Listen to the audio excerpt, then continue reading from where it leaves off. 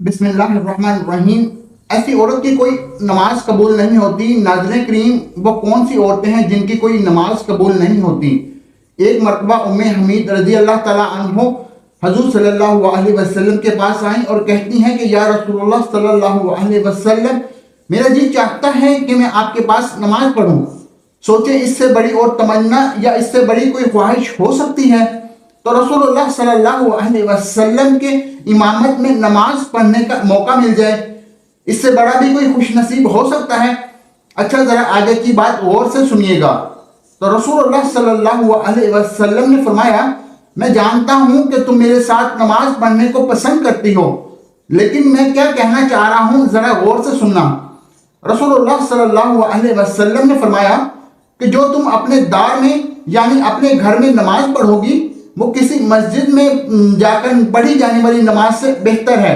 رسول اللہ صلی اللہ علیہ وسلم نے فرمایا کہ چھپ کر جو عورت نماز پڑھے گی وہ سب سے بہتر ہوگی۔ ام حمید رضی اللہ تعالیٰ عنہ نے جب یہ بات سنی تو وہ واپس چلی گئیں۔ انہوں نے گھر کے کونے میں ایک جگہ گھر کے کونے میں مستقر کر لی جہاں پر اندھیرا تھا، جہاں پر کسی کی نظر نہیں پہنچتی تھی۔ رسول اللہ صلی اللہ علیہ وسلم کی صحابیہ پھر وہاں نماز پڑھا کرتی تھیں، یہاں تک کہ وہ اپنے رب کے پاس چلی گئیں۔ محترم ناظرین، کیا آپ نے کبھی یہ سوچا ہے کہ کوئی عورت گھر کے کام کاج کر کے، بچوں کو کھانا کھلا پلا کر، شوہر کی فرمانبرداری کر کے، جب اس کا تھکاوٹ سے برا حال ہو جاتا ہے، سردی کا موسم ہو، رضائی اور کمبل میں لیٹی ہوئی ہو، سردی سے تھر تھر کانپ رہی ہو، اور پھر اللہ کی پکار یعنی اذان کی آواز سن کر گرم کمبل چھوڑ کر وہ عورت سخت سردی میں ٹھنڈے پانی سے وضو کرے، ٹھنڈے پانی اور سردی کی وجہ سے جسم کے رونگٹے کھڑے ہو جائیں، سردی سے جسم کانپ رہا ہو، سردی ایسی ہو کہ دانت بچ جائیں، پھر بھی ایسی عورت اللہ تبارک و تعالیٰ کی رضا اور ثواب کی نیت سے وضو کرے اور پھر سردی کو برداشت کر کے نماز ادا کرے اور پھر اس کی نماز ہی قبول نہ ہو؟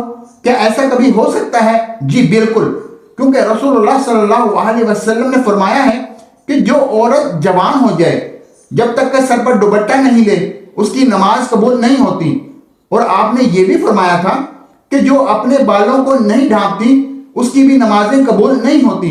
رسول اللہ صلی اللہ علیہ وسلم نے فرمایا کہ اگر کوئی عورت خوشبو لگا کر مسجد میں جاتی ہے اور اس کی خوشبو دور تک پہنچ جاتی ہے تو جب تک یہ عورت غسل نہیں کر لیتی اس کی نماز قبول نہیں ہوتی۔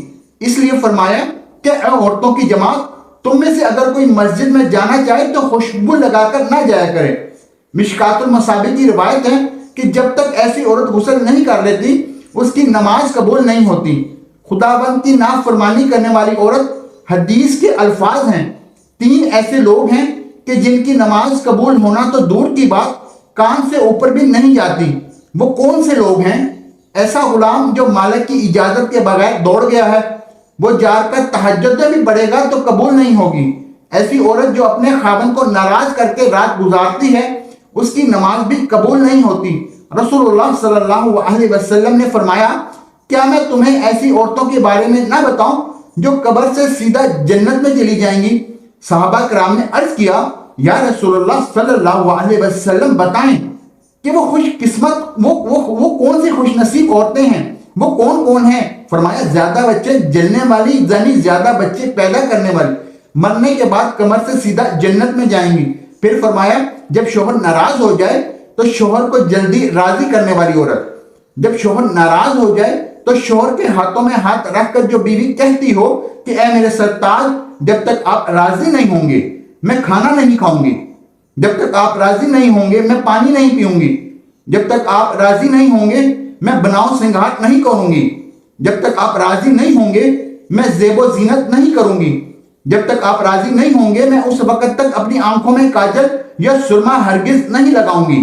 وہ عورت جو اپنے شوہر کے ساتھ ٹوٹ کر محبت کرتی ہے، ٹوٹ کر پیار کرتی ہے، اللہ اور اس کے رسول کی رضا کے لیے اپنے شوہر کی عزت کرتی ہے، ادب کرتی ہے، احترام کرتی ہے، شوہر کی خامیاں دوسری عورتوں کے سامنے بیان نہیں کرتی، ہمیشہ شوہر کی تعریف بیان کرتی رہتی ہے، فرمایا وہ نمازی عورت، قرآن مجید پڑھنے والی عورت، شریعت پر پابندی سے عمل کرنے والی عورت مرنے کے بعد سیدھا جنت میں چلی جائیں گی۔ رسول اللہ صلی اللہ علیہ وسلم نے فرمایا، عورت اللہ تعالیٰ کی بہترین مخلوق میں سے ایک مخلوق ہے، مرد کے لیے یہ ایک خاص نعمت ہے، انسانیت کے لیے اللہ کا ایک احسان ہے۔ تو اسلام نے عورت کو ایک بلند مقام بھی دیا ہے۔ اسلام نے عورت کو سونے، چاندی، زیورات اور ریشم کے استعمال کی اجازت دی ہے تاکہ عورت ان چیزوں کے ذریعے اپنے حسن کو مزید بڑھا سکے۔ رسول اللہ صلی اللہ علیہ وسلم نے صحابہ کرام کو تحقیق کرتے ہوئے یہاں تک فرمایا کہ میرے صحابہ، جب تم کافی عرصے بعد سفر سے واپس لوٹو تو اچانک گھر میں نہ چلے جایا کرو، بلکہ اپنی عورتوں کو اتنا موقع ضرور دو کہ وہ بن سنور کر، خوبصورت ہو کر، بڑے پیار اور محبت سے تمہارا استقبال کر سکیں۔ مگر ان سارے کاموں کے لیے اسلام نے ایک شرط بھی رکھی ہے کہ عورت بناؤ سنگار کر کے مارکیٹوں کی زینت نہ بنے، عورت بن سنور کر بازاروں کی رونق نہ بنے۔ عورت اپنے آپ کو مزید بناؤ سنگار کرے مگر صرف اپنے شوہر کے لیے اور اپنے شوہر کو دکھانے کے لیے، بناؤ سنگار کر کے غیر محرم مردوں کے سامنے پیش نہ ہوں، کیونکہ ایسا کرنے سے اللہ تبارک و تعالیٰ ناراض ہو جاتے ہیں۔ ایسا انسان جو لوگوں کو نماز تو پڑھاتا ہے لیکن اس کی امامت پر خوش نہیں، پسند نہیں کرتے، شرط یہ ہے کہ کوئی شرعی سبب ہو، ویسے مزاج کی بات نہ ہو۔ ایسا انسان کے کسی سبب کی وجہ سے لوگ اسے پسند نہیں کرتے تو ایسے انسان کی نماز بھی قبول نہیں ہوتی، اور صحیح الترغیب کی روایت بھی سننے والی ہے۔ فرمایا ایسے انسان کی نماز قبول نہیں ہوتی کہ جس کو کہا گیا کہ تم جنازہ نہ پڑھاؤ لیکن پھر بھی وہ جنازہ پڑھاتا ہے، کہتا ہے کہ میں ہی پڑھاؤں گا اور ضد کرتا ہے۔ یہ مسلمان نے کہا کہ آپ پڑھا دیں، کوئی پڑھا دے، دعائے اخلاص یہ کر دیں کہ اس کی بخشش فرما دے، اللہ اس کے درجات بلند فرما دے۔ یہ کوئی نمبر لینے والی بات تو نہیں ہے، لیکن اس پر کوئی جھگڑا کیا جائے کہ بس میں پڑھاؤں گا، کوئی اور نہ پڑھائے۔ کسی عام مسلمان جو کلمہ گو ہے، عقیدے والا ہے، اس کے پیچھے ہم سب کی نماز ہو جاتی ہے، کوئی حرج نہیں ہوتا۔ اگر علم والا بھی یہ سوچے کہ نہیں ایسا نہیں ہوگا تو پڑھوں گا، تو یہ علم کا رنگ تو نہ ہوا۔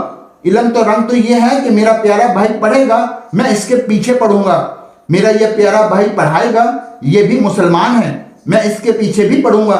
یہ دونوں مجھ سے ایک نہیں، 10 نہیں، 100 گنا زیادہ نیک ہیں۔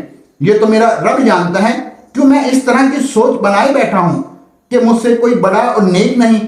اللہ تعالیٰ نے ایسے نیک بندے دنیا میں رکھے ہیں، کبھی نہ کبھی ان سے ملاقات نہیں کی ہوگی۔ اللہ کے بڑے بڑے نیک بندے ہیں۔ امام باغی کہا کرتے تھے کہ تقوی کی تعریفیں تو لوگ بہت کرتے ہیں، تقوی یہ بھی ہے کہ اس وقت انسان صحیح متقی نہیں بنتا جب تک کہ وہ متقی اب دوسروں کو اپنے سے اچھا نہیں سمجھتا۔ ایسا تقوی بھی ہمیں نصیب فرمائے۔ اللہ تعالیٰ ہم سب کو اپنی رحمت نصیب فرمائے اور سب کی عبادات کو قبول فرمائے، آمین یا رب العالمین۔ محترم ناظرین، درخواست ہے کہ آج کی اس معلوماتی ویڈیو کو لائک اور شیئر کر دیجیے گا۔ اگر آپ نے ابھی تک میرے اس چینل کو شاہد IRC کو سبسکرائب نہیں کیا تو براہ مہربانی اس کو سبسکرائب کر دیجیے اور آل نوٹیفیکیشن کو بھی آن کر دیجیے تاکہ ہر نئی آنے والی ویڈیو جلد از جلد آپ تک پہنچ سکے۔ السلام علیکم ورحمۃ اللہ وبرکاتہ۔ دوستو، امید کرتا ہوں آج کی یہ ویڈیو آپ کو اچھی لگی ہوگی، تو اس ویڈیو کو صدقہ جاریہ کے طور پر شیئر ضرور کیجیے گا۔ علم کی ہر بات پھیلانا صدقہ جاریہ میں آتی ہے، خواہ وہ بیان کرنے والا ہو وہ شیئر کرنے والا ہو۔ تو دوستو، اگر آپ اس ویڈیو کو شیئر کریں گے تو آپ بھی اس صدقہ جاریہ میں شامل ہو سکیں گے۔